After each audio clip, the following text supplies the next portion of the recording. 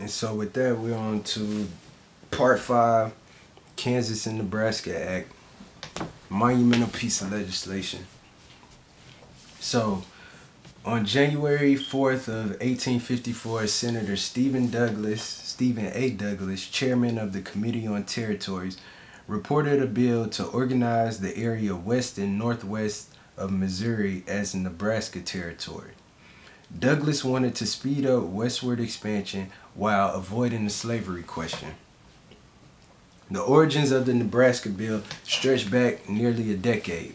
Land-hungry pioneers pressed for the territorial organization to extinguish Indian titles and open up the fertile acres for settlement. Interest in supporting a railroad from Midwest to California also pushed for establishment to facilitate surveys and the acquisition of a right-of-way. Since Nebraska was north of the 3630, slavery was banned.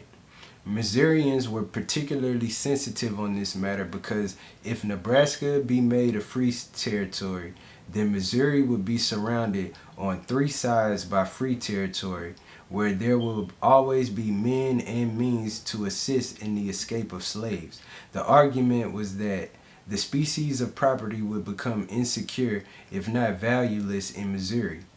Douglas revisited or revised the bill and divided the territory into 2: Kansas, immediately to the west of the Missouri River, and Nebraska to the north of Kansas. Kansas for slavery and Nebraska for freedom by design. The rise of the Republican Party came because anti-Nebraska parties reaped rewards from political realignments in 1854. And so with the creation of Kansas for slavery, you have the term bleeding Kansas. So from 1855 to 1856, Kansas had 2 territorial governments because free state settlers and pro-slavery settlers could not agree.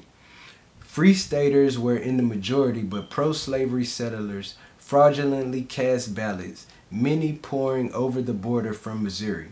To prove they were not abolitionists, the Free Staters met in Topeka, Kansas, and drew up a constitution banning the entry of free blacks as well as slaves. Sporadic violence became organized in November of 1855 and resumed in May of 1856. This violence was dubbed the Wakaruso War. Out of this violence arose John Brown. So an argument could be made that although the official date for the Civil War started in 1861, it actually got to uncontrollable violence in Kansas in 1855 and 1856. So out of this violence arose John Brown. Now John Brown, if you don't know who John Brown is, you should get acquainted because this man is a hero. Like, they have stories of other people who are like born prophets and there's a calling on their life and they came here to die, they came here to save people. Well, John Brown wasn't one of those people, but still, he gave up his life and we'll get into the story. So he was a Connecticut-born abolitionist who looked and acted like an Old Testament prophet. He had failed in most of his business and farming enterprises, and he drifted west, and in 1855 he settled in Kansas with several of his sons. He commanded a free state military company that participated in the Wakaruso War. In May 1856, this company was on its way to defend Lawrence, Kansas, where an army of pro-slavery men rode into Lawrence, destroyed the offices of 2 newspapers, and threw their presses into the river. They burned down the hotel, the house of the Free State governor, and pillaged the stores. This news sent John Brown into a frenzy. He was quoted as saying, "It's time to fight fire with fire." He said, to strike terror into the hearts of the pro-slavery people. On May 19th and 20th, Senator Charles Sumner of Massachusetts delivered a speech to the Senate entitled "The Crime Against Kansas," referencing the rape of Kansas towards Senator Andrew Butler of South Carolina. 2 days later, Now, mind you, South Carolina. Now, listen at these thugs. He done made a speech about the crime against Kansas on the Senate floor and directed it towards South Carolina Senator Andrew Butler. 2 days later, Butler's cousin in the House of Representatives, Preston Brooks, entered the Senate chamber after adjournment and began beating Charles Sumner of Massachusetts with a cane over the head. His legs was trapped under his desk. He was unable to defend himself, and the beating continued until other congressmen pulled him away. Sumner did not return to the Senate for 3 years, suffering shock from his injuries, but the Massachusetts legislature symbolically re-elected him until he could return. Sumner symbolized the barbarism of slavery. When Brown and company had learned the next day about the caning of Sumner, Brown went crazy. Okay? Brown led a party containing 4 of his sons and 2 other men on a nighttime raid along Pottawatomie Creek. They seized 5 pro-slavery settlers from their cabins and murdered them by splitting their skulls. The butchery launched a full-scale guerrilla war in Kansas that continued until the start of the Civil War. So that's why Kansas is actually considered the Civil War. Now, it's a very, very popular movie that came out by the name of Django. So, if you got Google, which I know you got Google, shout out to Google, Google Dangerfield Newby. That is the real life person who the fictional movie Django is based off of. And Dangerfield Newby was actually one of John Brown's raiders when John Brown did what he did. Not that particular incident, but hey, the research is on Google. This is more the reparations debate, but I mean, I'm just sending you down the rabbit hole.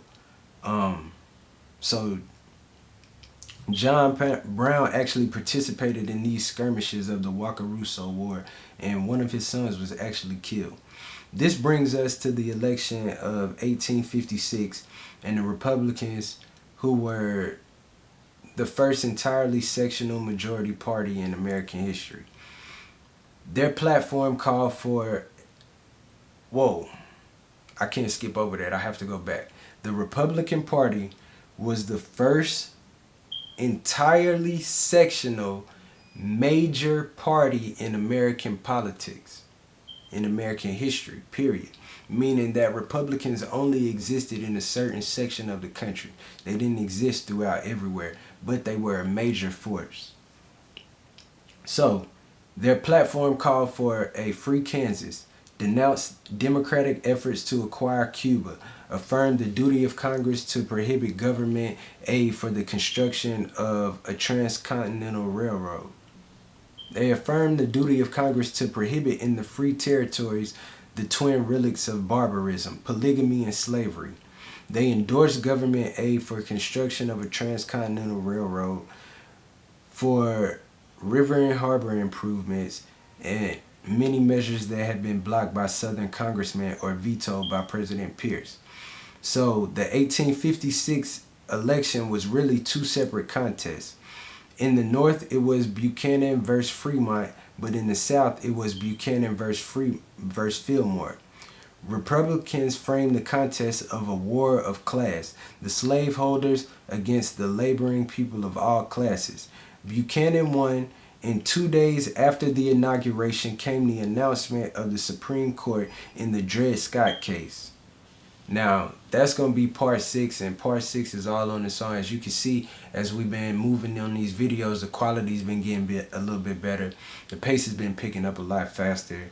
And right now, we actually getting into the meat of it. So parts 1 and 2 is just background information. And up until this point, you, as a slave, talking about reparations from slavery, or the descendant of a slave talking about reparations from slavery, have to understand that up until this point, you've only been a political talking point.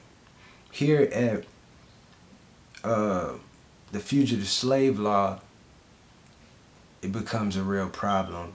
But the Dred Scott decision is what's going to make the crisis even deeper. And this is 1857 leading into 1859. And remember, we have the Civil War, 1860, 1861. So part 6 coming up next.